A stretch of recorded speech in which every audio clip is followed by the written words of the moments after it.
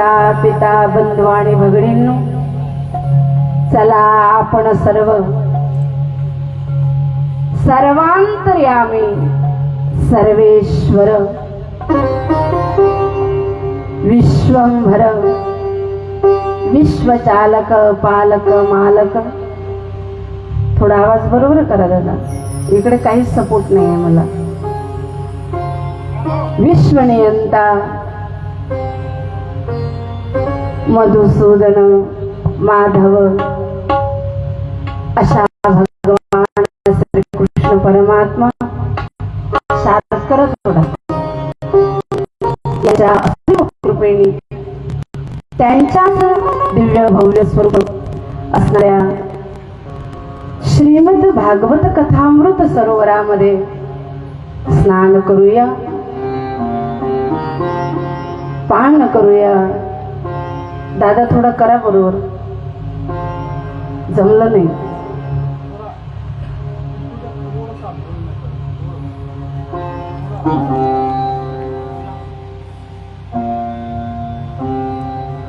हरे हरे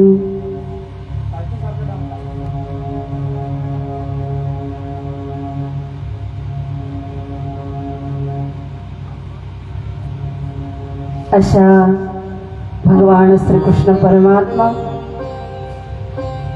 यांच्या असीम कृपेने त्यांच्याच दिव्य भव्य स्वरूप असणाऱ्या श्रीमद भागवत कथामृत सरोवरामध्ये बेस दिलाय का तुम्ही? बेस करा, कमी करा.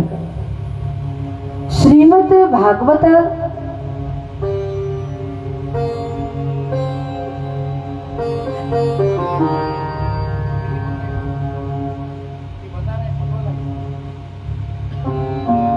कथामृत सरोवरामध्ये स्नान करूया,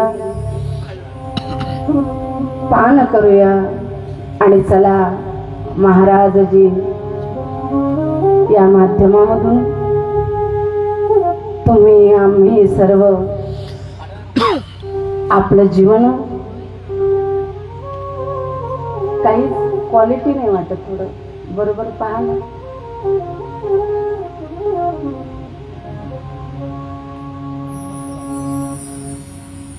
अशा आपलं जीवन धन्य धन्य करण्याचा प्रयत्न करूया. चला महाराज आज आपल्या या रामपूर क्षेत्रामध्ये श्री संत साईबाबा यांच्या ट्रस्टीद्वारा बऱ्याच वर्षानंतर जो बाबांच्या कृपेने योग आला, आमची ही सर्व प्रेमाची मंडळी बऱ्याच कालापासून ज्यांची इच्छा होती, बऱ्याच वर्षापासून की म्हणे ताई आम्हाला कथा तर घ्यायचे, परंतु ड्युटीवर असणारे लोक नाही का, कुणाची नाईट ड्युटी असते, कुणाची डे ड्युटी असते. पहा फक्त 1 वर्ष इथे कथा झाली. 8 वर्षाच्या आधी मला तो प्रसंग आठवतो महाराज, की त्यावेळेला बऱ्याच जणाला श्रीमद भागवत कथा म्हणजे काय हे कळत नव्हतं. जीवन आपण कसं जगावं हे कळत नव्हतं. कारण सत्संगतीशिवाय, या सत्संगाशिवाय महाराज हे सर्व कळत नाही. परंतु आज मला समाधान वाटते की केवळ 1 वर्षाच्या सत्संगामधून आपल्या या रामपूर क्षेत्रामधील अनेकांची जीवन महाराज सुधारलेली आहे. अनेकांच्या जीवनाला परमार्थाची जोड लागलेली आहे. माझी विनंती आहे आमच्या सर्व ट्रस्टीला, आमचे श्रीमान अनिल भाऊ पिंपळकर, श्रीमान आमचे बघेल भाऊ, श्रीमान आमचे हजारे भाऊ, श्रीमान फुटाणे भाऊ, यांना विनंती आहे माझी की यावर्षी सप्ताह झाला तर मग तो संपला, असं करू नका. बरेच जण मला म्हणतात की ताई आता न जाणो कधी योग येईल. ऐका महाराज, योग आणणं आपल्या हातामध्ये आहे. संसारामध्ये मरेपर्यंत फुरसत राहत नाही. राहते का? एखाद्या आजोबाला विचारा की का हो आजोबा, तुम्ही संपूर्ण जीवन जगले, तुम्हाला कधी फुरसत मिळाली का परमार्थ करण्याकरता, सत्संग करण्याकरता? त्यांचं उत्तर महाराज एकच येईल की नाही. आपलं लग्न झालं की मग काही दिवसांनी मुलं होतात. आई वडिलांचं संपूर्ण जीवन मुलांच्या भवितव्याकरता खर्च होतं. तिकडनं मुलं मोठे झाले की लोक म्हणतात आम्हाला की ताई आता एकदा सून आली की म्हणजे झालंच, आम्ही मोकळं, मग आम्ही सुंदर कथेचं नियोजन करू. परंतु सून आल्यानंतर देखील मोकळं होत नाही. मग नातू होते. नातू झाल्यानंतर सांभाळणं आजी आजोबाकडेच असते. कित्येक ठिकाणी तर महाराज आम्ही हे बघतो की आजी आजोबाला मुलं थोडे मोठे झाल्यानंतर शहरात त्यांना शिकविण्याकरता पाठवतात, तर आजी आजोबा नातवांच्या सेवेकरता राहतात. ज्या आजीला ज्या काळामध्ये खरी विश्रांतीची गरज असते त्या काळात महाराज तिला कामं करावी लागतात. नाही केलं तर मुलाला आवडणार नाही, सुनांना आवडणार नाही, आहे की नाही? नातवाचं भवितव्य बनणार नाही.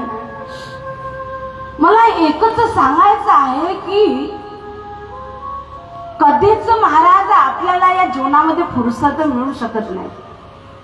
फुरसत काढावी लागते. आज जशी तुम्ही फुरसत काढली, अशी फुरसत वर्षातून एकदा 8 दिवस तुम्ही काढू शकत नाही का? कारण हे सर्व महाराज तुमच्या कामी येणार आहे. इहलोकामध्ये देखील कामी येणार आहे, परलोकामध्ये देखील कामी येणार आहे. आणि म्हणून माझी एक नम्र विनंती आहे आमच्या सर्व दादांना की कथा करत चला, तुमचं जीवन धन्य होईल, तुमचं जीवन महाराज भव्य होईल. कथा ही आपलं जीवन दिव्य आणि भव्य बनविण्याकरता आहे. कथा जी आहे ही तुम्हाला संसारामधून उठवून परमात्म्यामध्ये स्थित करणारी आहे. कथा ही तुम्हाला भवसागरातून उचलून भावसागरामध्ये स्थित करणारी आहे. म्हणून करत चला, हे तुमच्या कामी येणार आहे. मला समाधान वाटलं यावर्षी. कथा कोणाचीही घ्या, माझं त्यामध्ये म्हणणं नाही आहे. काल मी पाहिलं की 8 वर्षाच्या आधीचे व्हिडिओ आमच्या सर्व कार्यकर्त्या दादांजवळ आहेत.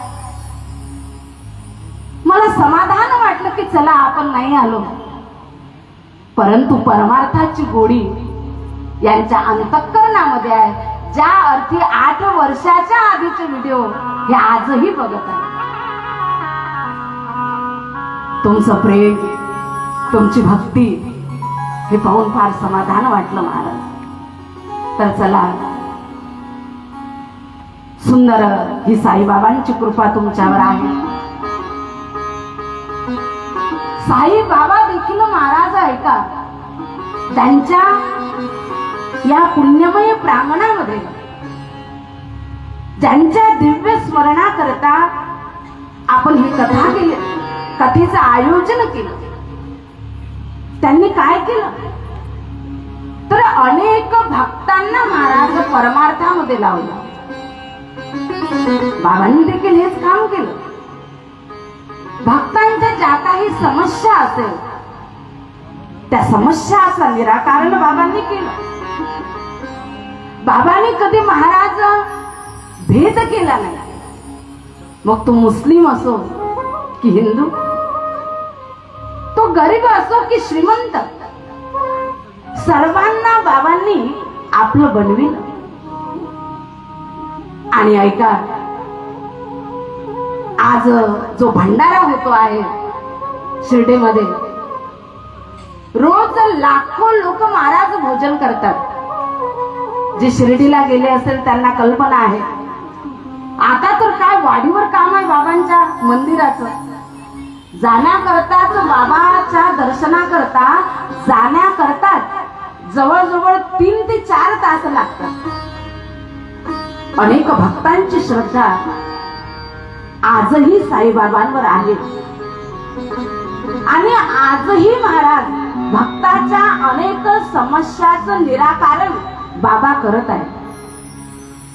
कारण संत हे केवळ देहाने जातात, तत्वानी महाराज ते अमर असतात. आजही तुम्ही जे सांगाल बाबाला ते बाबा ऐकतात महाराज. आणि म्हणून सुंदर बाबाच्या या प्रांगणामध्ये बाबांच्याच कृपेने या कथेच्या नियोजनाचा परत योग आलेला आहे. अशा बाबांना मी कोटी कोटी प्रणाम करते. आणि आता वेळ जास्त झाल्यामुळे कथेकडे वळते. कालच्या सत्रामध्ये आपण इथपर्यंतचा विषय बघितला होता. प्रथम श्लोक श्रीमद भागवत महापुराणाचा, की जो अत्यंत महत्वाचा आहे. ज्या श्लोकामध्ये श्रीमद भागवत महापुराणाची जी अधिष्ठात्री देवता आहे त्या अधिष्ठात्री देवतेचं स्वरूप, सामर्थ्य आणि स्वभाव वर्णन करून भगवान व्यासांनी नमन केलेलं आहे. कसं नमन केलं? मन समर्पित करून. म्हणून लक्षात ठेवाल महाराज, आजपासून तर शेवटच्या दिवशीपर्यंत आपलं जीवन दिव्य बनविण्याकरता भगवान श्रीकृष्ण परमात्म्याने अनेक संदेश या कथेमध्ये दिले. आणि या कथेतील संदेश जर तुम्ही महाराज जीवनामध्ये त्याचं आचरण केलं तर निश्चितच महाराज तुझं जीवन कृतकृत्य होईल, होईल. मग कालच्या सत्रामधून आपण कोणता संदेश दिला की भगवंताला मन समर्पित करून केलेलं नमन अतिशय प्रिय.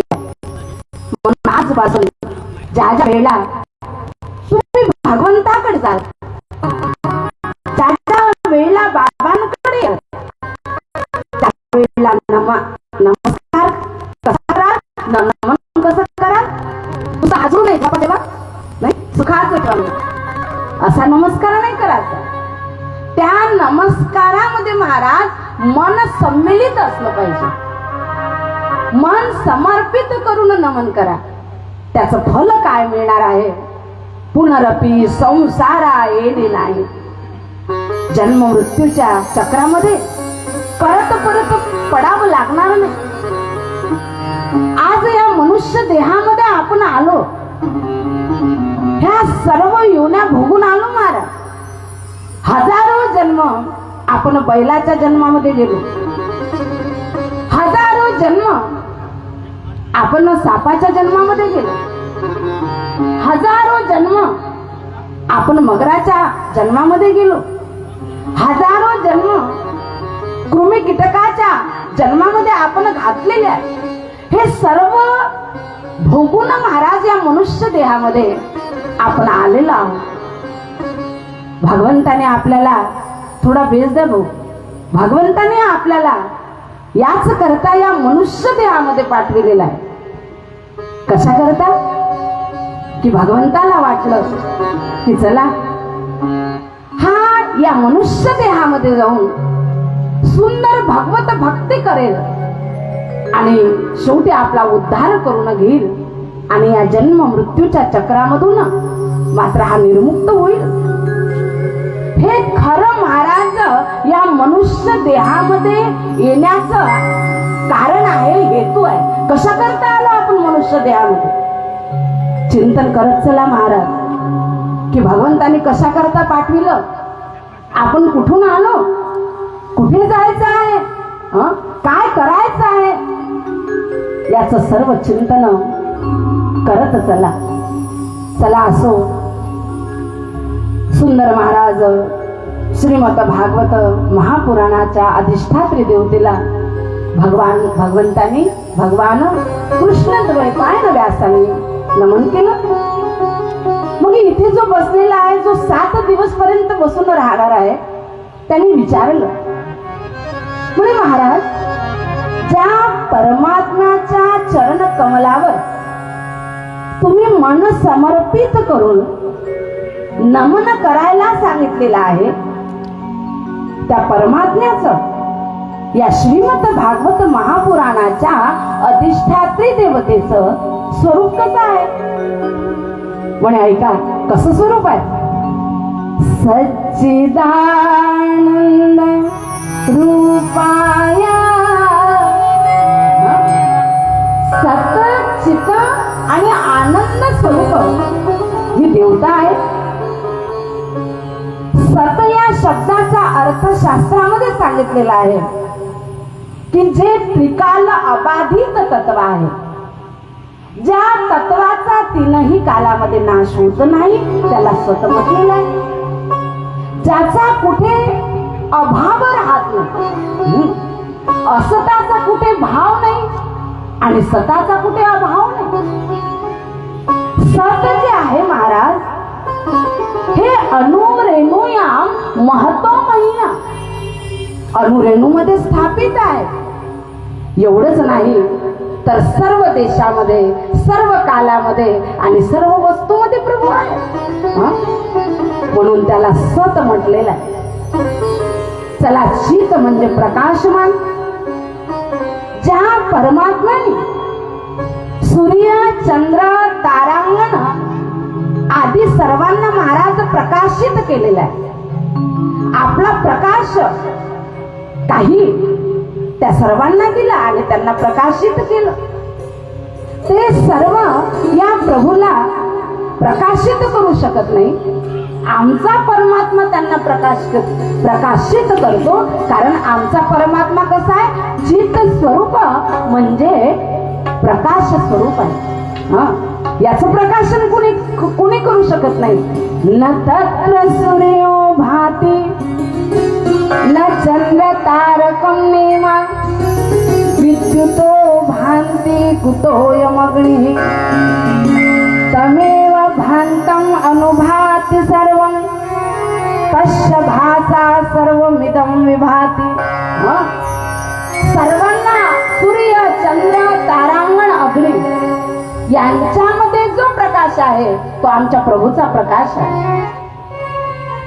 आमच्या प्रभूने त्यांना स्वयंप्रकाशित केलं. आणि भगवत गीतेमध्ये भगवंत सांगतात की म्हणे ऐका, यदादित्यगतं तेजो जगत भासयतेऽखिलं यश्चंद्रमसि यच्चाग्नौ तत्तेजो विद्धि मामकम्.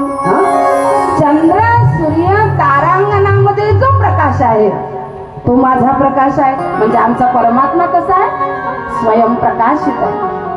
तिसरं पद टाकलेलं आहे, आनंद स्वरूप आहे. आनंद स्वरूप म्हणजे सुख स्वरूप, की ज्याच्या स्वरूपामध्ये महाराज दुःखाचा लवलेश नाही. म्हणून तर संत महात्मे म्हणतात सुख रूप ऐसा तुझा कोणी सांगा माझ्या पांडुरंगा सारिखा तो सुख रूप ऐसा तुझा कोणी सांगा माझ्या पांडुरंगा सारिखा तो माझ्या परमात्म्यासारखं कोण दुसरं सुखरूप आहे या त्रैलोक्यामध्ये आम्हाला जरा दाखवून तर द्या. आणि म्हणून ऐका महाराज, तुम्हाला जर खरं सुखरूप व्हायचं असेल, तुम्हाला जर खऱ्या सुखाची प्राप्ती करून घ्यायची असेल तर त्या भगवंताला शरण जा की जो स्वतः सुख स्वरूप आहे. चला, आणि यालाच श्रुती मातेने काय म्हटलेलं आहे, सत्यम ज्ञानमनंतम ब्रह्म. जे सत चित आणि आनंद स्वरूप आहे त्याला काय म्हटलेलं आहे, ब्रह्म म्हटलेलं आहे महाराज, ब्रह्म. मग ऐका, या श्रीमद भागवत महापुराणाची जी अधिष्ठात्री देवता आहे ही साक्षात परब्रह्म आहे महाराज, परब्रह्म. आणि हेच परब्रह्म ज्यावेळेला गोकुळामध्ये अवतरित झालं तयोरैक्यम परब्रह्म कृष्ण इत्यो विधीयते. आणि ज्यावेळेला गोपिकांनी त्या भगवंताचं स्वरूप पाहिलं, एकमेकीशी चर्चा करायला लागल्या. म्हणे का ग, जीवनामध्ये आम्ही कित्येक मूल जन्माला आलेले पाहिले, परंतु एवढं अद्भुत सौंदर्य वान बाळ आजपर्यंत आम्ही आमच्या जीवनामध्ये पाहिलं नाही. केवढं सुंदर बाळ आहे ग हे. सुंदर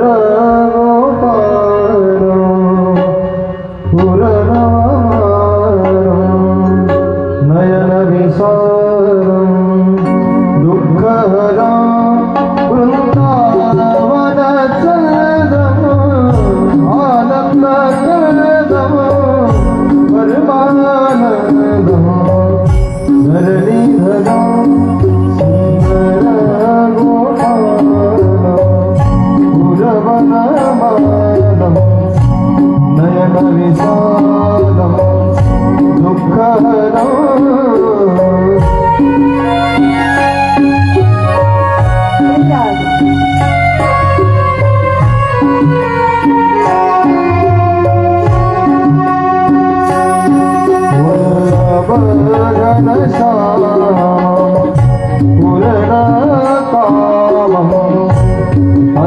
अत्यभिरामं प्रीतिकरं भजनन्द कुमारं सर्वसुखकारं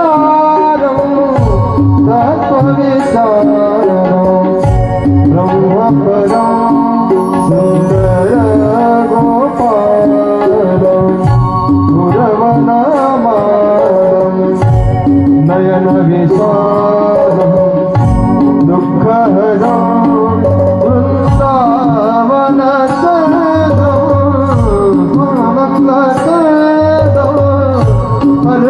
परमानन्दं धरणीधरं सुन्दर गोपालं. त्रैलोक्यामध्ये ज्याच्यासारखं कोणी सुंदर नाही असा आमचा हा परमात्मा महाराज सुंदर आहे. हा म्हणे हो, स्वरूपाने तर तुमचा हा परमात्मा फार सुंदर आहे, परंतु करतो काय. म्हणे ऐका, त्रैलोक्यामध्ये जे कोणी करू शकत नाही तो आमचा परमात्मा करतो. म्हणे काय करतो, विश्वोत्पत्त्या दिहेतवे. पहा केवढा सामर्थ्यवान आमचा परमात्मा आहे की विश्वाची उत्पत्ती स्थिती आणि लय करतो. कुणाच्या द्वारा, मायेच्या द्वारा उत्पत्ती करतो महाराज. म्हणून संतांनी शास्त्राने ग्रंथाने सांगितलेलं आहे. म्हणे अहो ऐका, तेने हे विश्व निर्मिले, महर्षी देवा संस्थापिले, एकविस स्वर्गाते धरिले, सत्ता मात्रया पुलिया, जन्माद्यशयतः. चला ब्रह्मसूत्राकडे. हा, एवढंच नाही तर तदैक्षत एको अहं बहुशांग प्रजाये. भगवंताला वाटलं की मी एका केंद्रामध्ये आणि म्हणून या सृष्टीची रचना महाराज त्या भगवंताने केली. पालन देखील तुम्हा आम्हा सर्वांचं आणि या संपूर्ण सृष्टीतील जीवांचं महाराज तो परमात्मा करतो. आणि ऐका, या सृष्टीचा लय देखील तो परमात्मा सहज करतो. कसा करतो? भ्रुकुटी विलास सृष्टी लय होई. केवळ भ्रुकुटी महाराज भगवंतांनी हलवले की सृष्टीचा लय होतो. एवढा सामर्थ्यवान आमचा परमात्मा आहे. म्हणे अहो, तुमचा परमात्मा सामर्थ्यवान देखील आहे, परंतु स्वभाव कसा आहे? स्वभावाला अतिशय महत्व आहे महाराज. काय स्वभाव असते? या संसारामध्ये आपण पाहिलं तर काय एकाचा स्वभाव असते महाराज. एकीचं नाव, एका बाईचं नाव होतं शांताबाई. काय होतं? शांताबाई. परंतु महाराज भांडल्याशिवाय तिला करमतच नव्हतं. संक्रांत होती, संक्रांत. आता संक्रांत झाली ना. काय महिलांचं चालते संक्रांतीचं एक महिना. गोष्टीतली गोष्ट एक सांगून देते आठवली म्हणून. एका बाईला तिने नाकच नव्हतं. काय नव्हतं? नाक नव्हतं. नाकाच्या ठिकाणी पाटी लावलेली होती. हे नाक आहे. बराच काळ निघून गेला. ज्या वेळेला संक्रांत यायची, महिला मंडळी महाराज सुंदर त्या मोठमोठ्या नता घालतात ना, त्या नता घालायच्या. हिला मोठं वाईट वाटायचं. म्हणजे आपल्याला नाक नसल्यामुळे आपल्याला नथ घालता येत नाही. बरेच वर्ष जीवनातले निघून गेले. चांगली श्रीमंत होती. आता या वर्षीची संक्रांत येऊ राहिली होती. पतीला म्हणायला लागली, म्हणे का हो, एवढं आयुष्य माझं चाललं गेलं, परंतु कधी संक्रांतीला मला नथ घालता आली नाही. एक काम करा ना, आपल्या घरी तर काही पैशाची कमतरता नाही आहे, लंडनला जा म्हणे आणि प्लास्टिकचं नाक विकत घेऊन या. या वर्षी मला काहीही करून काय करायचं? नथ घालायचे. आता हिने म्हटलं, गेला महाराज. त्याला वाटलं की चला, आपल्या पत्नीची एवढी इच्छा आहे तर आपण गेलं पाहिजे. इंग्लंडला जाऊन प्लास्टिकचं नाक विकत आणून महाराज डॉक्टर कडून बसून घेतलं. झालं. मग काय करता, सुंदर नथनी बनवली सोन्याची. संक्रांत जवळ येऊ राहिली होती. बस 1-2 दिवसावर राहिली होती. तिने काय केलं, हौशी मध्ये संक्रांतीच्या आदल्या दिवशीच नथ घातली. या मैत्रिणीकडे गेली, त्या मैत्रिणीकडे गेली. म्हणे का गं, काय सुंदर दिसू राहिली तू नाकाने, आणि नथनी तर एवढी शोभली म्हणे या नाकाला की विचारूच नको. आता मैत्रिणीच होत्या महाराज, त्या खूप स्तुती करायला लागल्या हिच्या. बाजारचा दिवस होता. मैत्रिणीकडनं आली. म्हणे हो, मी बाजारात जाते म्हणे आज. पिशवी घेतली, आले महाराज बाजारामध्ये. सर्व भाजीपाला वगैरे घेतला. नंतर गेली मिरच्याच्या रांगेमध्ये. आता हे जाशील आणि त्या मिरच्यावाल्याने काय केलं, पोट उघडाशील मिरच्याचं. त्याची सुटली, जशी केस सुटली तशी हिला शिंक आली आणि नाकच्या कुठं चाललं गेलं नाही का. तर सांगायचं तात्पर्य हे, मला हे सांगायचं होतं. संक्रांतीवर थोडा विषय आठवला म्हणून सांगते. आता संक्रांत सध्या सुरू आहे ना, नाही का. महिला मंडळीची मजा आहे. सुंदर भारी भारी साड्या घालायच्या, मेकअप करायचं, या घरी त्या घरी. 1 महिना तर संपत नाही महिला मंडळीचा हा उत्सव आणि आनंदाची गोष्ट आहे. करत चला. तर चला, शांताबाई होती अशी संक्रांत होती.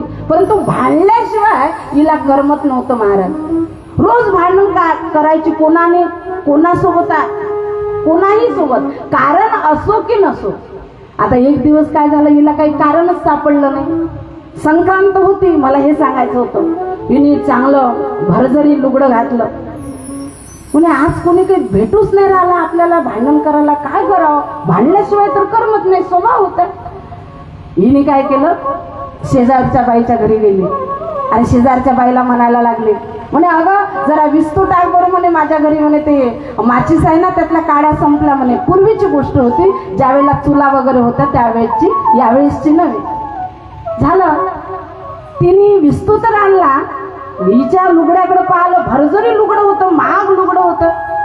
म्हणे काकू तुमचं एवढं महाग लुगडं आहे म्हणे आणि पदरात म्हणे तुम्ही विस्तू घेऊन राहिला, एखादं भांडण आणलं असतं.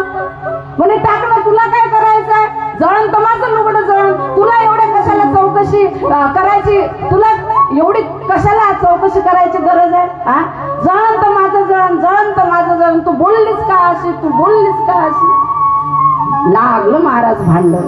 भांडण केल्याशिवाय हिला करमत नव्हतं. स्वभाव असतो महाराज एका एकाचा.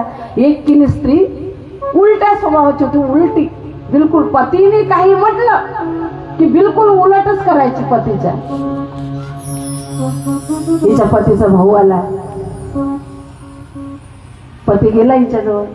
म्हणे अगं माझा भाऊ बऱ्याच वर्षांनी आला, एक काम कर म्हणे, माझ्या भावाला की नाही उद्या पुरणपोळी कर.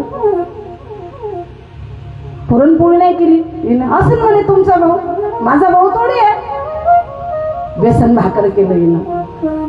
बेसन भाकर भावाने खाल्ली, गावाला चालला गेला. आता ती याचा भाऊ गेला आणि तिचा भाऊ आला. हा रागातच होता.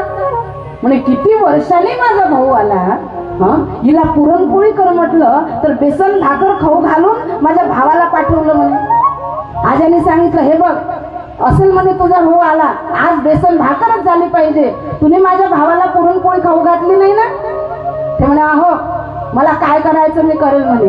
हिने काय केलं, आपल्या भावासाठी पुरणपोळी केली. याला असा राग आला, असा राग आला, परंतु त्याच्या समोर नाही का, साळ्यासमोर काय बोलणार. झालं गेला. गावात महाराज एक ओटा होता, आता ओटे कमी झाले तसे, परंतु आहे काही खेड्या गावामध्ये ती पद्धत. ओट्यावर बसला, डोक्याला हात लावून होता. तेवढ्यामध्ये मित्रमंडळी आली. म्हणे काय रे, काय डोक्याला हात लावून बसला तू. म्हणे काय करतो राजा, या पत्नीच्या स्वभावामुळे मी म्हणे कंटाळून गेलो, मी काही म्हटलं त्याच्या उलटच करते म्हणे. म्हणे झालं काय ते तर सांग. एक त्यातला मोठा हुशार होता मित्र. म्हणे काय झालं ते तर सांग. म्हणे अरे परवाच्या दिवशी माझा भाऊ आला होता, हिला म्हटलं की पुरणपोळी कर, तर बेसन भाकर केली. आणि तिचा भाऊ आला तर बेसन भाकर कर म्हटलं तर पुरणपोळी केली. असे उलट वागत राहते, कंटाळा आला म्हणे मला. अरे म्हणे साधी गोष्ट आहे, मी एक युक्ती सांगतो तुला. यानं युक्ती सांगून दिली. आता तुझा भाऊ आला की असं असं करतो म्हणा, उलट करते ना ती. म्हणे कसं करायचं.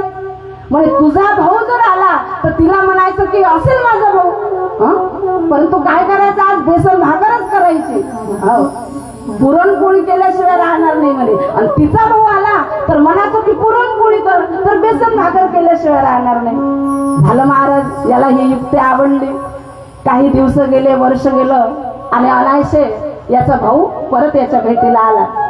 याला आपल्या मित्राची युक्ती आठवली. याला पुरणपोळी खाऊ घालायची होती आपल्या भावाला. पत्नी जवळ गेला. म्हणे अगं बघ माझा भाऊ आला, परंतु असेल माझा भाऊ, काय करतो, कोणता कामाचा आहे माझा भाऊ. हे बघ पुरणपोळी वगैरे अजिबात करायची नाही, पहिले तुला मी म्हणायचो, परंतु काय करायचं, बेसन भाकरच खाऊ घालायची म्हणे. म्हणे का बरं. ही खेड्यातली होती, तिची भाषा थोडी वेगळी होती. म्हणे काऊन काऊन करीन म्हणे मी बेसन भाकर, मी पुरणपोळी करेन म्हणे. तुमचा भाऊ आहे म्हणून तर काय झाला, माझाही धीर आहे म्हणे. तो केली महाराजीनं पुरणपोळी. याला आतून असा आनंद झाला, अशा गुदगुल्या सुटल्या की विचारू नका. भावाने महाराज मस्त पुरणपोळी खाल्ली. भाऊ मोठा आनंदित झाला. आयुष्यामध्ये पहिल्यांदा पुरणपोळी खाता आली. चला 2-4 दिवस राहिला आणि हा निघून गेला. हिचा भाऊ आला. याला परत आपल्या मित्राची युक्ती आठवली. म्हणे अगं त्या दिवशी तू माझ्या भावाला पुरणपोळी जेवू घातली, परंतु आज बेसन भाकर अजिबात करायची नाही. तुझा भाऊ आला, तुझा भाऊ आल्यानंतरही पुरणपोळीच झाली पाहिजे. म्हणे काऊन करीन मी, काऊन पुरणपोळी करीन. असा माझा भाऊ कोणत्या कामाचा आहे. कधी एक साडी नाही घेतली दिवाळीला, कधी रस नाही चालला, उन्हाळ्यात गेली तर बेसन भाकरच करीन म्हणे. झालं महाराज, बेसन भाकर केली. भाऊ विचार करायला लागला, ताटावर बसला, तर आजपर्यंत जेव्हा जेव्हा आलो म्हणे तेव्हा तेव्हा पुरणपोळी भेटली खायला, हं? पण आज तर म्हणे बेसन भाकर दिसून आली, कधी येणार नाही म्हणे या बहिणीच्या घरी. बेसन भाकर खाल्ली, महाराज निघून गेला. चला, परंतु तरी हिचं आयुष्य, महाराज यांनी काही म्हटलं की ती उलट करायची, यांनी काही म्हटलं की ती उलट करायची, असं करता करता आयुष्य निघून गेलं. कंटाळून गेला हा. परत ओट्यावर बसला. परत हा हुशार जो मित्र होता तो आला. काय रे म्हणे, आपली युक्ती कशी काय राहिली? राजा म्हणे, जमली तर सही, परंतु काय करतो, नेहमी नेहमी उलटच वागते, कंटाळा आला म्हणे मला हिचा. एकदा ही कायमची कटकटच चालली गेली पाहिजे. यावर काही युक्ती आहे का? म्हणे साधी युक्ती आहे. आता तुझ्या वडिलाचा तो काय, वडिलाचं श्राद्ध येऊ राहिलं ना म्हणे. म्हणे हो. मग श्राद्धाच्या दिवशी तुझ्याकडे म्हणे भोजन वगैरे असते ना? म्हणे हो. मग पत्रावळी गंगेत शिरवा लागते म्हणे. म्हणे हो. सांगून दिली पुढची युक्ती काय करायचं म्हणून. चला, घरी आला. म्हणे का ग, परवाला आपल्या घरी वडिलाचं श्राद्ध आहे, परंतु काही नाही, डाळ भाजी भात पोळ्या कर, आणि काही कोणाला जेवायला सांगायचं नाही, काही नाही. म्हणजे काहून नाही सांगायचं? सासऱ्याचं श्राद्ध आहे म्हणे माझ्या. हिने महाराज भात, भजे, वडे, खीर, सर्व सुंदर पक्वान्न, सुंदर पदार्थ केले. कधी कोणाला जेव घालत नव्हते, परंतु आज 15 लोकाला निमंत्रण द्यायला लावलं. सर्वजण महाराज भोजन करून तृप्त झाले, सर्व निघून गेले. हा आला. म्हणे हे बघ, तुने आज खरोखर सुंदर काम केलं, सुंदर एकदम काय म्हटलेला आहे, स्वयंपाक केला. सर्वजण जेवून तृप्त झाले. ब्राह्मणांनी मला सांगितलं होतं की ह्या पत्रावळ्या ज्या आहे ना आता, त्या गंगेमध्ये तू शिरवायच्या, परंतु तू तर आता थकून गेली असेल म्हणे. एक काम करतो, मीच जातो गंगेवर आणि मीच शिरून येतो. म्हणे काहून, तुम्ही काहून जाता? मी जाईल म्हणे. एवढं सगळं केलं आणि तेवढं कशाला राहू देईल म्हणे मी. काही काम नाही तुम्हाला जायचं, मी जाते. म्हणे अगं नाही, तू थकली आहे. बरं एक काम कर, तूही चल, मी येतो. दोघंही निघाले. महाराज आले गंगेवर. त्यांनी सांगितलं ठीक आहे म्हणे, तू इथपर्यंत आली सोबत या गंगेच्या काठावर, नदीच्या काठावर उभी राहा, मी मात्र थोडं पाण्यात जाते आणि शिरवून देतो. काहून म्हणे, मीच शिरवी. इथपर्यंत आली, कशासाठी आली? काठावर उभी राहासाठी आली का? मीच शिरवी. झालं महाराज, पत्रावळी घेतल्या, गंगेत गेली. पाहायचे तिकडे खोल पाणी आहे, जास्त दूर जाऊ नको. म्हणजे काहून नाही जाणार, अजून खोल पाण्यात जाईल. गेली महाराज खोल पाण्यात. अगं पाहा जाऊ, तिकडे जास्त खोल पाणी आहे, तिकडे जाऊ नको. काहून नाही जाणार म्हणे, खोल पाण्यामध्ये, खोल पाण्यातच जाईल. अगं तिकडे जाऊ नको, जास्त खोल पाणी आहे, काहून नाही जाणार. असं करता करता महाराज पत्रावळी गेल्याने ही भाग गेली. कायमची कटकट चालली गेली. सांगायचं तात्पर्य हे की स्वभाव महाराज जगतामध्ये कुणाचा एकसारखा नसतो. कुणी प्रेमळ असते, तर कुणी भांडखोर असते, कुणी रागीट असते. परंतु ऐका महाराज, आमच्या प्रभूचा स्वभाव केवढा सुंदर आहे. आमचा हा प्रभू एवढा दयाळू आहे, एवढा दयाळू आहे की एकदा जीव जर याला शरण गेला अनन्य भावाने, तर काय करतो? तापत्रय विनाशाय. जीवाचे 3 दुःख जे आहे, ज्याला आध्यात्मिक, आदिभौतिक आणि आदिदैविक दुःख म्हटलेलं आहे, ताप म्हटलेले आहे, ते एकाच क्षणाला त्या जीवाचे नष्ट करतात. हे नष्ट करण्याकरता तुम्ही जर दुसऱ्या देवांकडे गेले तर महाराज भरपूर उपासना करावी लागेल, भरपूर काल निघूनच चालला जाईल, हातपाय दाबावे लागेल त्या देवतांचे. परंतु आमचा प्रभू एवढा दयाळू आहे, एवढा दयाळू आहे की एकदा तुम्ही अनन्य भावाने शरण गेले तर देह संबंधाने होणारे दुःख, चोर व्याघ्र सर्पाधिकांपासून होणारे दुःख आणि इंद्रादिक देवांपासून होणारे दुःख, या 3ही तापामधून त्याच वेळेला काय करेल? तुम्हाला मुक्त करेल. एवढा दयाळू आहे. म्हणून पुढे शुकदेव भगवान म्हणतात, कंवा दयालु शरणं रजेमा.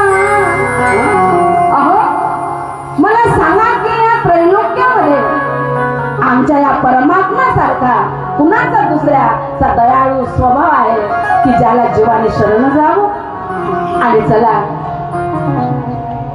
स्वभाव सांगितला म्हणे अहो नाव तर सांगा. म्हणे श्री कृष्णाय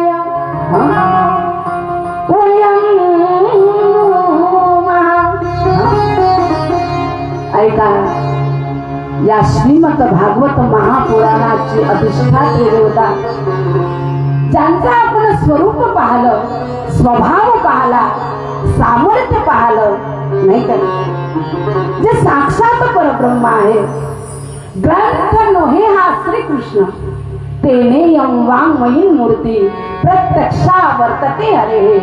भागवत भागवत भागवत म्हणजे काय महाराज, तर साक्षात भगवान श्रीकृष्ण परमात्म्याची वाङ्मयीन मूर्ती म्हणजे भागवत आहे. आणि चला अशा या भगवंताच्या चरण कमलावर आपण देखील आपलं मन समर्पित करूया आणि मन समर्पित करून नमन करूया. पुढील विषय आपण बघूया. एकदा प्रेमाने सर्वांनी भजन करा. जय जय राधा रमण हरी बोल. जय जय राधा, जय जय राधा, जय जय राधा रमण हरी बोल.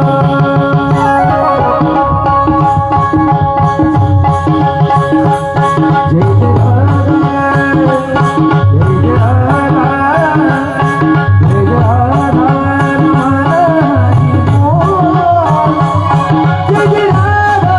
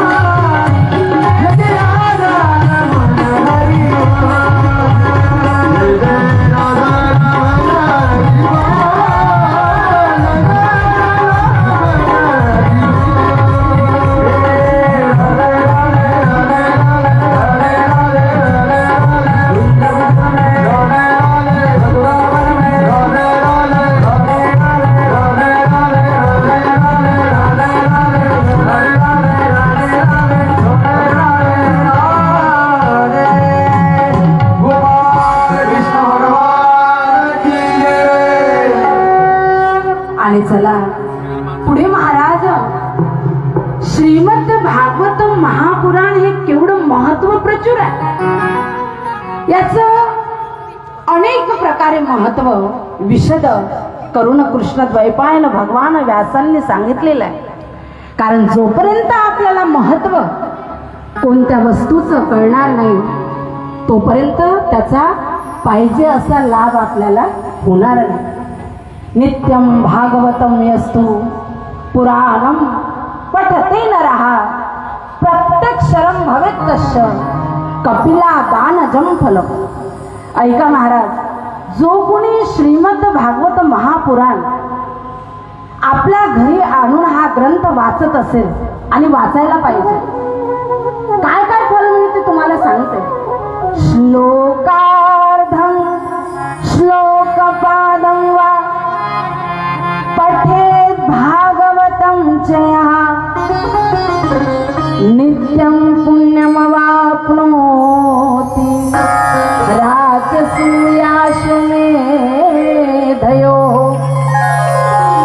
ऐका, रोज कुणी या ग्रंथाचं वाचन करत असेल तर काय फल मिळतं. राजसूय आणि अश्वमेध यज्ञ करण्याचं फल रोज तुम्हाला प्राप्त होतं. एक एक अक्षराबरोबर एक एक कपिला गाय दान करण्याचं फल प्राप्त तुम्हाला होतं. एवढंच नाही तर महाराज असामान्य कोटीचं फल तुम्हाला या ग्रंथाच्या वाचनाच्या माध्यमामधून प्राप्त होतं. आणि ते म्हणजे काय, तुमचा उद्धार होतो महाराज, उद्धार. म्हणून ऐका, आपल्या घरी हे धर्मग्रंथ जे आहे आपले सनातन धर्मग्रंथ हे असले पाहिजे महाराज. कारण याचं महत्व अत्यंत विशाल आहे हो. आज आपल्या सनातन धर्माचं, आपल्या सनातन संस्कृतीचं, धर्मग्रंथाचं महत्व महाराज आपल्याला कळत नाही. आपले ग्रंथ ते मग रामचरित मानस असो, श्रीमद भागवत महापुराण असो, शिव महापुराण असो, हे ग्रंथ असले पाहिजे. कारण याच्या वाचनाने दिव्य फल प्राप्त होतं, उद्धार होतो महाराज, उद्धार. म्हणून आपल्या घरी हा ग्रंथ असला पाहिजे. रोज 3 स्कंद तरी आपण वाचले पाहिजे. नाही तुम्हाला तेवढा वेळ तर निदान 1 स्कंद वाचा. ऐकायला येते ना बरोबर? डबल आवाज येत आहे का? नाही ना? व्यवस्थित आहे ना? ठीक आहे. 1 स्कंद तरी वाचला पाहिजे. नाही 1 स्कंद जमला तर 1 अध्याय तरी महाराज रोज वाचला पाहिजे. आणि नाही 1 अध्याय तुम्हाला वाचता आला तर निदान 1 श्लोक तरी म्हणता आला पाहिजे. तुमच्या स्मरणात असेल तर मी तुम्हाला सांगितलं होता की जो श्रीमद भागवत महापुराणातील अत्यंत अत्यंत आणि अत्यंत महत्वाचा श्लोक आहे. कोणता? रोज म्हणत चला महाराज हा श्लोक जो मी आता सांगणार आहे तुम्हाला. कृष्णाय वासुदेवाय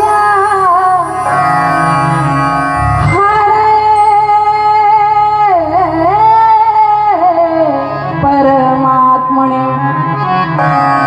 प्रणतक्लेशनाशाय गोविंदाय नमो नमः.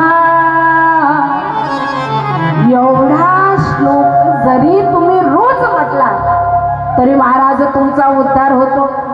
तुम्ही म्हणाल की ताई एका वेळेला आमचा पाठ कसा होईल, तर अर्धा म्हणा महाराज. प्रणतक्लेशनाशाय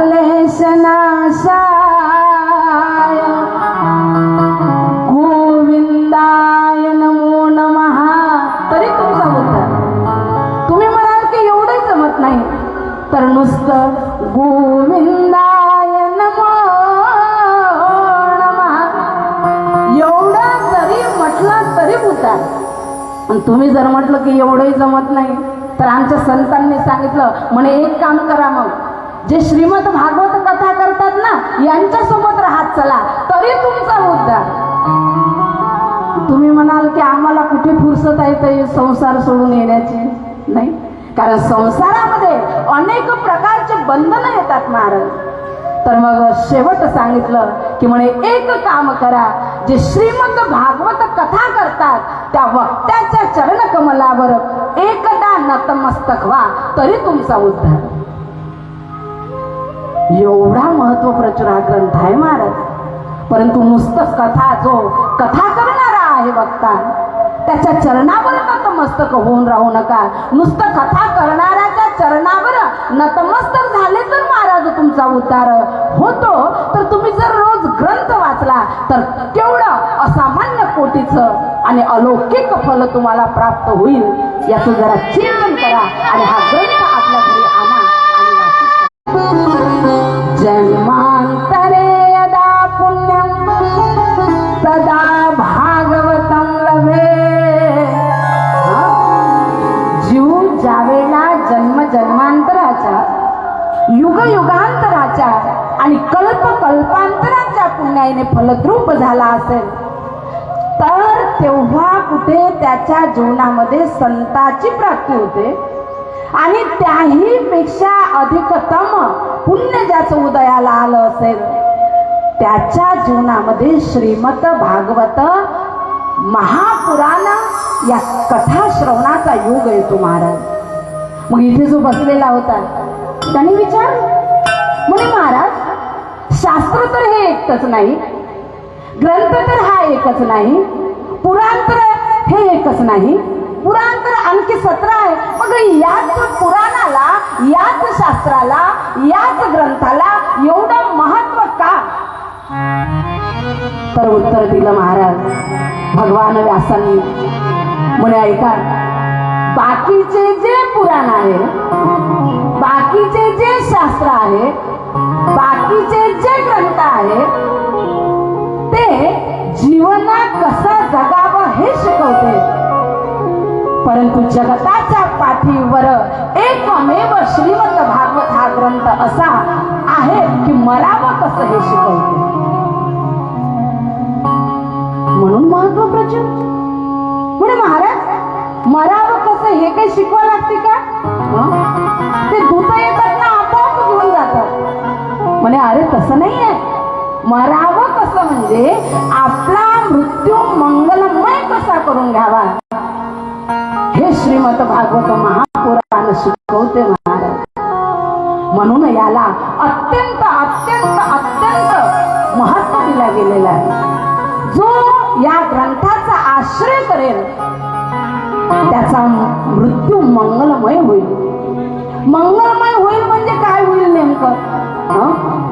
तर महाराज मृत्यू पीडादायी होणार नाही, मृत्यू पीडादायी होणार नाही, मृत्यू आनंददायी होईल महाराज. म्हणजे काय होईल तर साक्षात भगवंताचं मिलन त्या मृत्यू समयी तुमचं होईल. मृत्यू मंगलमय होणं म्हणजे काय याची सुंदर व्याख्या सांगितलेली आहे. मरण मरण सब कोई कहे, मरण न जाने कोया,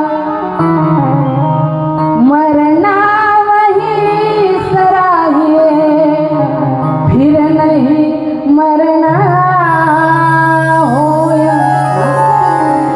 एक सदा मरा तर असे मरा की परत परत मरावं लागणार नाही आणि परत परत जन्माला यावं लागणार नाही महाराज. म्हणजे मृत्यू मंगलमय करून द्यावा लागेल. आणि ऐका, असा मृत्यू होतो महाराज संतांचा. म्हणून संत घाबरत नाही मराला. संत महाराज त्या क्षणाची त्या दिवसाची वाट पाहतात. कबीर महाराज म्हणतात, जा मरने से जग डरे, जा मरने से जग डरे, मोरे मनानंद,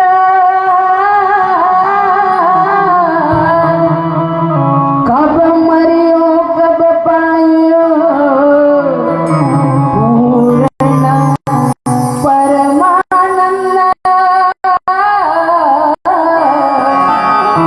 कबीर महाराज म्हणतात की या जगतातील लोक मरण्याकरता भितात, परंतु मी तर त्या क्षणाची आणि त्या दिवसाची वाट पाहतो आहे. का तर कब मरियो कब पायो पूर्ण परमानंद. डोंगरीजी महाराज म्हणतात की जो या श्रीमद भागवत महापुराणाचा आश्रय करतो त्याचा मृत्यू जो आहे हा मृत्यू होणार नाही, उसका मरना नाही, मिलना हो जाएगा. आणि त्या भगवंताशी मिलन याच नाव महाराज मृत्यू मंगलमय होईल. म्हणून महत्व प्रचुर हा ग्रंथ आहे. चला, अनेक प्रकारचं अतिशय महत्व पुढे वर्णन केलेलं आहे की ही कथा सुरानाम अपि दुर्लभम श्रीमद भागवती कथा देव लोकांना देखील दुर्लभ आहे. आज ती आपल्याला सुलभ झालेली आहे. केवढे भाग्यवान लोक आहोत महाराज. इंद्र चंद्र महेंद्राधिक देवांपेक्षाही आपण भाग्यवान आहोत. का तर या कथेचं पान, या कथेचं श्रवण महाराज त्या शरीरामध्ये त्या लोकांमध्ये करायला मिळत नाही. त्या कथेचं पान या शरीरामध्ये आणि या मृत्यू लोकामध्येच महाराज करायला मिळतं. ही कथा या देहामध्येच ऐकायला मिळते. भाग्यवान लोक आहोत. आणि चला, याचा आणखी महत्व विशद करताना या प्रसंगाची अवतरणिका पुढे महाराज सांगतात.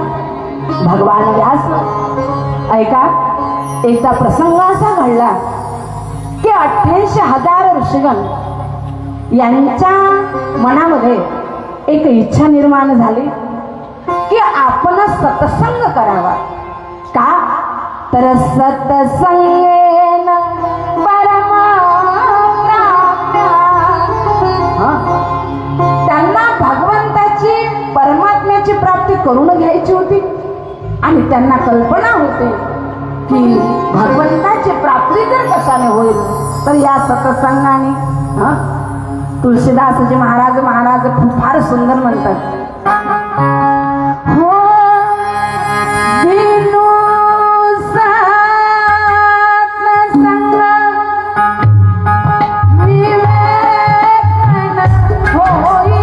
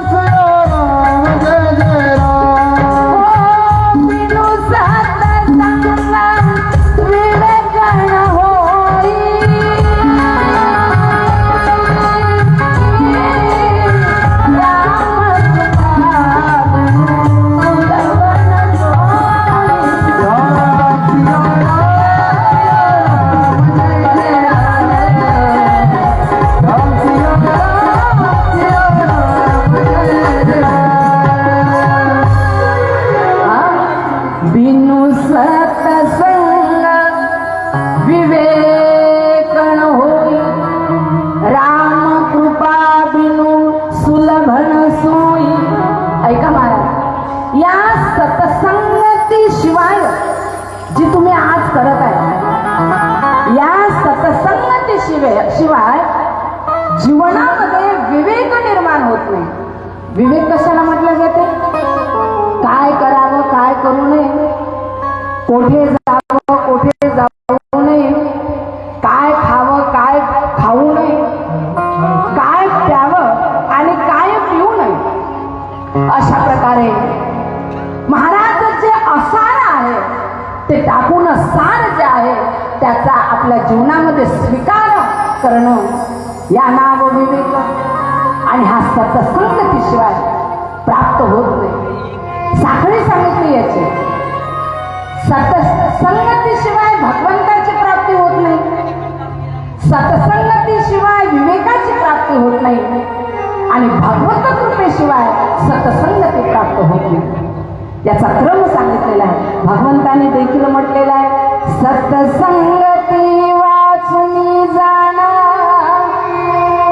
मज पावावया स्थान आणिक नाही साधन सत्य जाण. उद्धवा म्हणे ऐक उद्धवा, माझी जर प्राप्ती करून घ्यायची असेल त्याच्याकरता सत्संगतीशिवाय दुसरं कोणतंही साधन नाही आहे. संताचे संगती मनोमार्गगती आकळावा श्रीपती येणे पती. चला सत्संग या सर्वांना करायचा होता, परंतु कोणत्या ठिकाणी आपण करावा हे कळत नव्हतं. सर्वच्या सर्व 88,000 ऋषीगण ब्रह्मदेवाकडे आले स्वर्ग लोकामध्ये. ब्रह्मदेवानी सर्वांचं स्वागत केलं. या सर्व ऋषीगणांनी ब्रह्मदेवाला नमस्कार केला आणि विनंती केली, म्हणे हे प्रभू, आम्हाला भगवंताच्या प्राप्तीकरता सत्संग करायचा आहे, परंतु कोणत्या ठिकाणी तो करावा हे मात्र कळत नाही आहे. ते ठिकाण आणि ते स्थान मात्र कृपा करून आम्हाला सांगावं.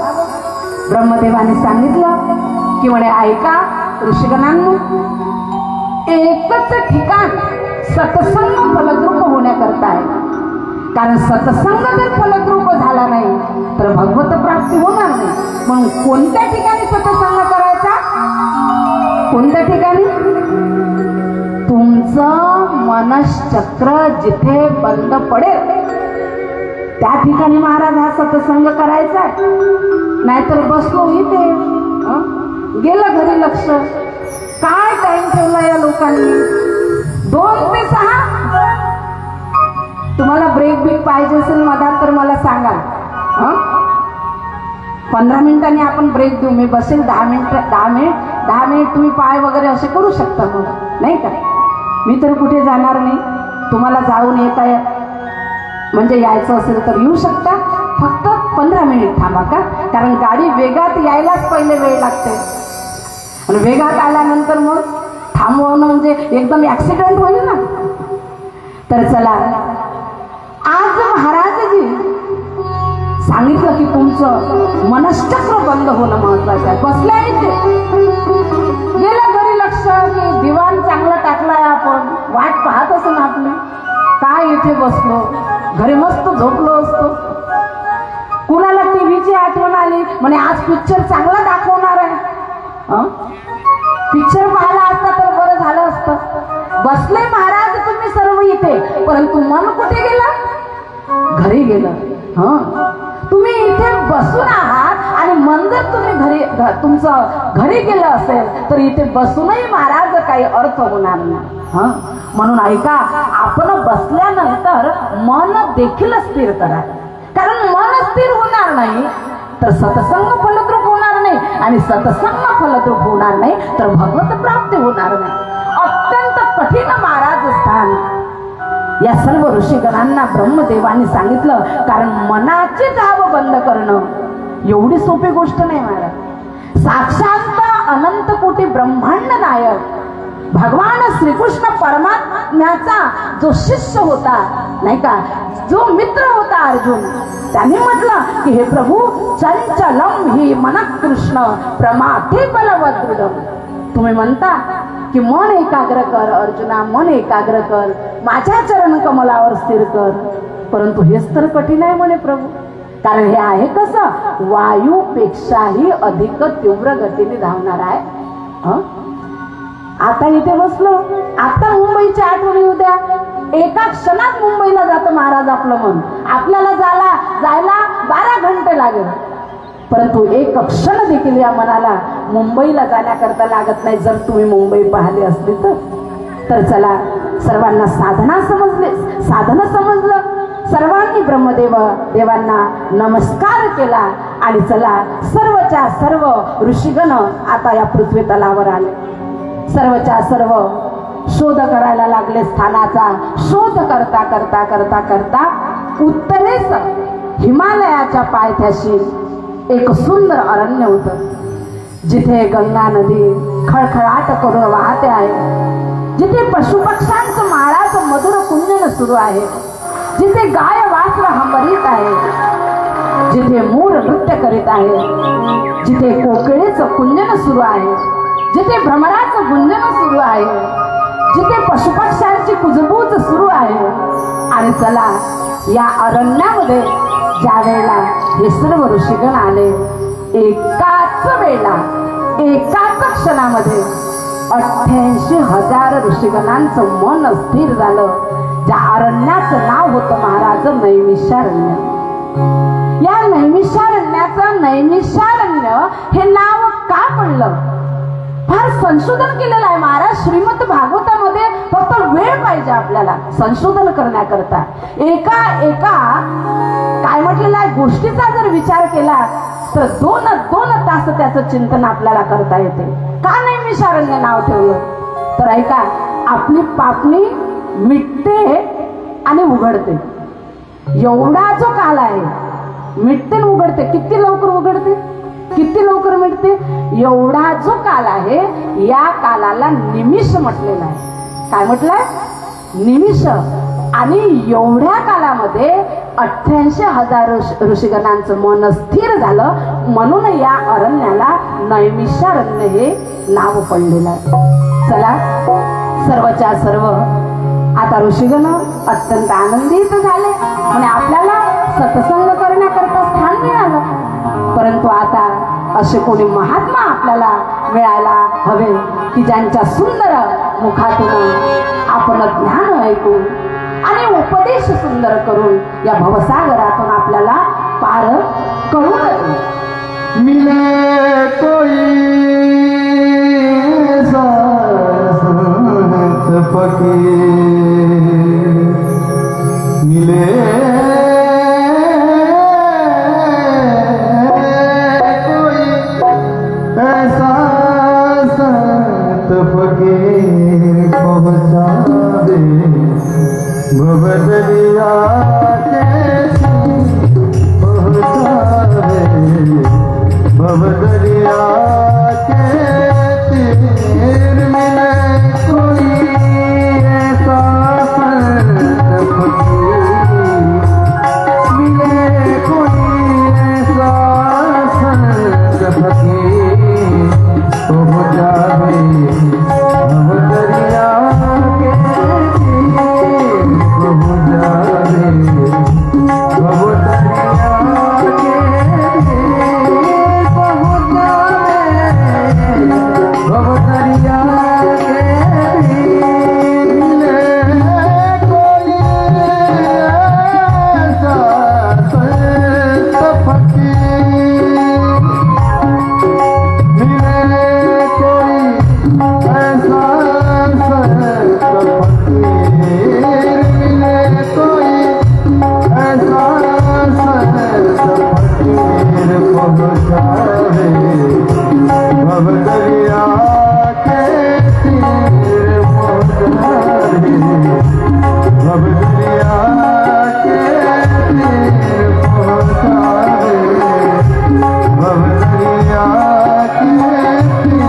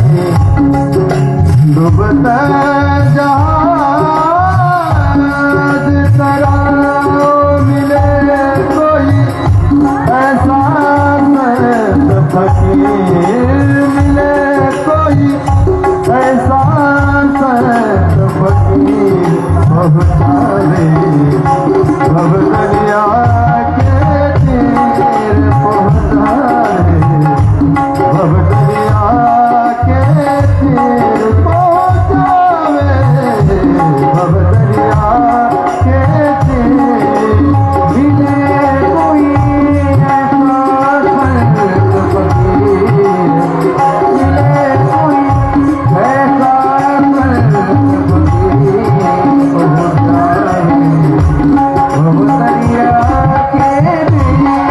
तीर पहुँचावे भव दरिया के तीर पहुँचावे भव दरिया के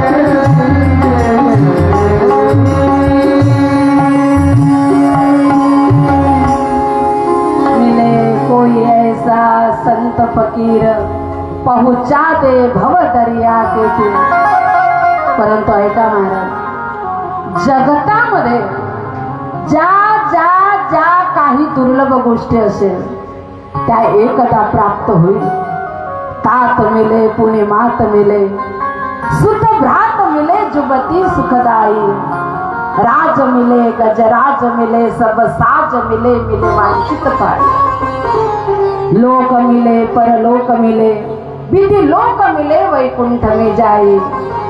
सुंदर और मिले सब ही सुख संत समागम दुर्लभ बाई. आई तुम्हाला पुन्हा मिळू शकते का? पण आमच्या शास्त्राने सांगितलं की मिळेल. वडील मिळू शकत नाही, दुर्लभ आहे, परंतु मिळेल. भाऊ पुन्हा मिळू शकत नाही, परंतु मिळेल. एवढंच नाही तर एकदा वैकुंठाचं राज्य तुम्हाला प्राप्त होईल. वैकुंठाची प्राप्ती तुम्हाला होईल. ज्या ज्या ज्या काही दुर्लभ गोष्टी आहेत त्या एकदा तुम्हाला प्राप्त होईल. परंतु सुंदर और मिले सबई सुख संत समागम दुर्लभ भाई. संतांची भेट होणं आणि त्यांचं सानिध्य लागणं हे अतिव अतिव आणि अतिव दुर्लभ आहे महाराज. शांती ब्रह्म एकनाथ महाराजांनी सांगितलं म्हणे, अहो ऐका, संतांची भेट होणं केवढं दुर्लभ आहे. नाथ महाराज फार गोड सांगतात. ते काय म्हणतात?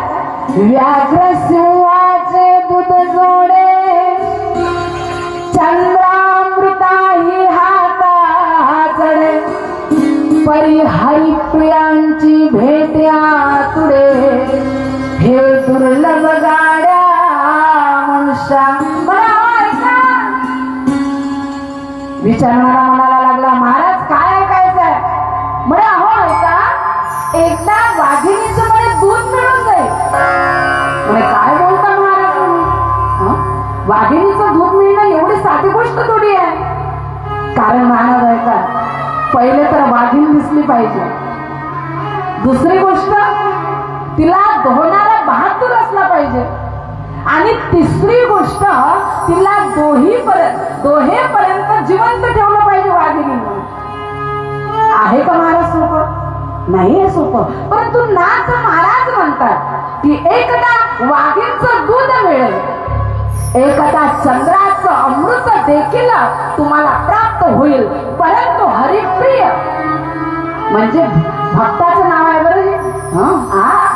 काय भक्त भाग्यवान आहे महाराज की आपल्याला जगत प्रिय आहे आणि भगवंताला भक्त प्रिय आहे. भक्तासारखा धनी, भक्तासारखा भाग्यवान त्रैलोक्यात महाराज कोणी नाही. जो भगवंताला प्रिय आहे त्याचं भाग्य महाराज काय वर्णन करा. परिहरिप्रिय म्हणजे जे भक्त आहे, जे संत आहे, त्यांची भेट होणं अतिशय अतिशय अतिशय दुर्लभ सांगितलेले आहे. बहु अवघड असे संत भेटी तरी जग जेठी करुणा केली. कधी संत भेट होईल? ज्यावेळेला अनंत जन्माची पुण्याई उदयाला येईल आणि भगवत कृपा तुमच्यावर होईल. चला, या सर्व 88,000 ऋषीगणांवर भगवत कृपा झाली, भाग्य उदयाला आलं आणि उग्र श्रवा उर्फ सुतजी जे महान संत आहे हे महाराज या नैमिषारण्यामध्ये प्रवेश करते झाले. संत म्हणतात संत मिले बड भागा. चला.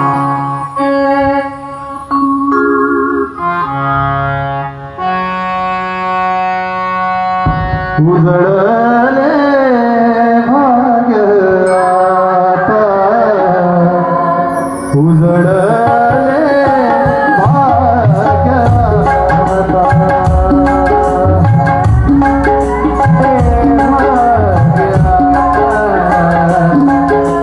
उजळले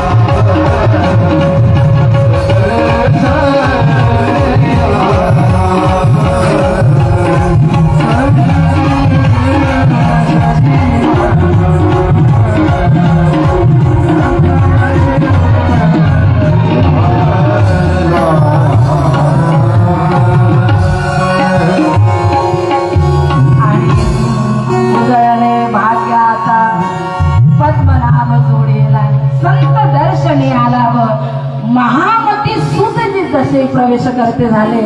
88,000 ऋषीगणांच्या आनंदाला पारावार राहिला नाही. अत्यंत आनंदित झाले. सुंदर स्वागत केलं सूत भगवंताचं. उच्च आसनी बसविलं. षोडशोपचारे पूजा केली. दिव्य माला समर्पित केल्या. कोटी कोटी साष्टांग दंडवतपणे पाहत सूत भगवंताच्या चरण कमलावर केला. आणि चला श्रीमद भागवत महापुराणातील जो अत्यंत दिव्य सत्संग आहे, जो शेवटपर्यंत महाराज चालणार आहे, या सत्संगाला इथे सुरुवात झालेले अतिशय सुंदर प्रश्न इथे शौनक ऋषींनी केलेले आहेत. अतिशय सुंदर चिंतन आपल्या वेळामध्ये आपल्याला बघायचं आहे. तत्पूर्वी 10 मिनिटाची फक्त तुम्हाला सुट्टी आहे. कोणाला जायचं असेल तर मी थांबते 10 मिनिट. ठीक आहे, या जाऊ.